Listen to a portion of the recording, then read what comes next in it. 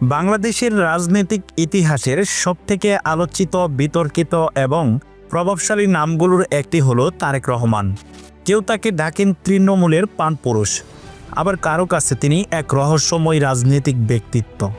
দীর্ঘ 17 বছর বিদেশের মাটিতে নির্বাসিত থেকে শত প্রতিকূলতা জয় করে তিনি আজ নিজ দেশে। কিন্তু এই দীর্ঘ যাত্রায় কত সমস্যা আর বাধা ছিল। ক্ষমতার কেন্দ্রবিন্দু থেকে কারাগার, তারপর লন্ডনের নির্বাসন থেকে বীরের বেশে প্রত্যাবর্তন। কেমন ছিল তার জীবনের এই নাটকীয় বাঁকগুলো? আজকের ভিডিওতে আমরা তথ্য ও ইতিহাসের সাহায্যে দেখব তারেক রহমানের জীবনী ও গুরুত্বপূর্ণ ঘটনাগুলো। তারেক রহমানের জন্ম 1965 সালের 20 নভেম্বর তৎকালীন পূর্ব পাকিস্তানের ঢাকা শহরে। তার বাবা শহীদ প্রেসিডেন্ট জিয়াউর রহমান ছিলেন বাংলাদেশের স্বাধীনতার ঘোষক এবং মা বেগম খালেদা জিয়া ছিলেন বাংলাদেশের প্রথম নারী প্রেসিডেন্ট। তার পৈতৃক নিবাস বগুড়ার গাবতলী উপজেলার বাগবাড়ি গ্রামে। শৈশব থেকেই তিনি এক শৃঙ্খলিত সামরিক ও রাজনৈতিক পরিবেশে বেড়ে ওঠেন। তার ডাক নাম ছিল পিনু। শৈশবে তিনি BAF শাহীন স্কুল এবং সেন্ট জোসেফ উচ্চ মাধ্যমিক বিদ্যালয়ে অধ্যয়ন করেন। তিনি ঢাকার রেসিডেন্সিয়াল মডেল কলেজ থেকে SSC সম্পন্ন করেন। এরপর তিনি আদমজী ক্যান্টনমেন্ট কলেজ থেকে HSC পাশ করেন। 1984 সালে ঢাকা বিশ্ববিদ্যালয়ের আন্তর্জাতিক সম্পর্ক বিভাগে ভর্তি হন তিনি। যদিও পারিবারিক ও রাজনৈতিক অস্থিরতার কারণে তার প্রাতিষ্ঠানিক শিক্ষা জীবনে ব্যাপক বাধা পড়েছিল, কিন্তু বাস্তব জীবনের রাজনীতি তাকে অনেক বড় শিক্ষা দিয়েছিল। তারেক রহমান হুট করেই কোনো বড় নেতা হয়ে যাননি। 1988 সালে বগুড়ার গাবতলী থানা বিএনপির সাধারণ সদস্য হিসেবে তার রাজনৈতিক পথ চলা শুরু। 2002 সালে তিনি বিএনপির সিনিয়র যুগ্ম মহাসচিব নিযুক্ত হন। এখানেই তার রাজনীতির আসল চমক দেখা যায়। তিনি বিশ্বাস করেন রাজধানীর ড্রয়িং রুম নয়, রাজনীতি হওয়া উচিত গ্রামগঞ্জের সাধারণ মানুষের পাশে। তাই তিনি শুরু করেন তৃণমূল প্রতিনিধি সভা। বাংলাদেশের প্রতিটি জেলা উপজেলায় গিয়ে তিনি মাঠ পর্যায়ে কর্মীদের সাথে সরাসরি কথা বলেন।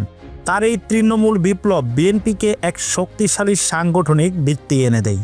সে সময় তিনি তৃণমূলের প্রাণপুরুষ হিসেবে কর্মীদের হৃদয়ে জায়গা করে নেন।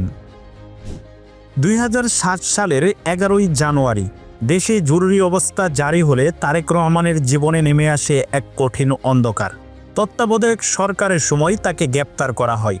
কারাবন্দী অবস্থায় তার উপর অমানবিক শারীরিক ও মানসিক নির্যাতনের অভিযোগ ওঠে। সেই নির্যাতনে তার মেরুদণ্ডের হাড় ভেঙে যায়, যা তাকে দীর্ঘ সময় হুইল চেয়ারে বসিয়ে রাখে। 2008 সালের সেপ্টেম্বর মাসে পেরুলে মুক্তি পেয়ে তিনি চিকিৎসার জন্য সপরিবারে লন্ডনে চলে যান। এ সময় তার বিরুদ্ধে বহু মামলা করা হয়, যাকে তিনি এবং তার দল সবসময় উদ্দেশ্য প্রণোদিত বলে দাবি করে এসেছে। দীর্ঘ 17 বছর তাকে বিদেশের মাটিতে রাজনৈতিক আশ্রয়ে কাটাতে হয়। লন্ডনে থাকলেও তারেক রহমান এক মুহূর্তের জন্যও রাজনীতি থেকে বিচ্ছিন্ন হননি। প্রযুক্তির সাহায্য নিয়ে তিনি জুম মিটিংয়ের মাধ্যমে দলের তৃণমূল পর্যন্ত নিয়ন্ত্রণ রাখেন। বিশেষ করে 2018 সালে বেগম খালেদা জিয়া কারাবদ্ধ হওয়ার পর তিনি বিএনপির ভারপ্রাপ্ত চেয়ারম্যানের দায়িত্ব নেন এবং দলকে ঐক্যবদ্ধ রাখেন। 2024 সালের 5 আগস্ট ছাত্র জনতার ঐতিহাসিক গণ অভ্যুত্থানের মাধ্যমে স্বৈরাচারের পতন ঘটে। এ বিজয়ের পিছনে তারেক রহমানের দীর্ঘদিনের ধৈর্য এবং রাজনৈতিক কৌশলের বড় অবদান ছিল বলে বিশ্লেষকরা মনে করেন। রাজনৈতিক পট পরিবর্তনের পর তিনি আইনি ও রাজনৈতিকভাবে সকল বাধা অতিক্রম করে বীরের বেশে প্রিয় জন্মভূমি বাংলাদেশে ফিরে এসেছেন।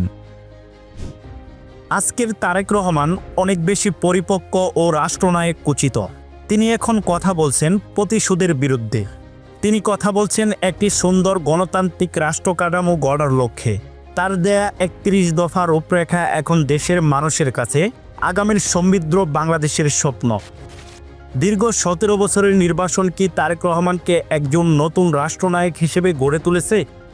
বাংলাদেশের ভবিষ্যৎ রাজনীতিতে তিনি কি ভূমিকা রাখবেন তা এখন সময়ই বলে দিবে। তাই তারেক রহমানের এই দীর্ঘ জীবন সংগ্রাম নিয়ে আপনার মূল্যবান বক্তব্য আমাদের কমেন্ট বক্সে জানান। ভিডিওটি ভালো লাগলে লাইক, কমেন্ট, শেয়ার করুন এবং আমাদের চ্যানেলটি সাবস্ক্রাইব করে পাশেই থাকুন।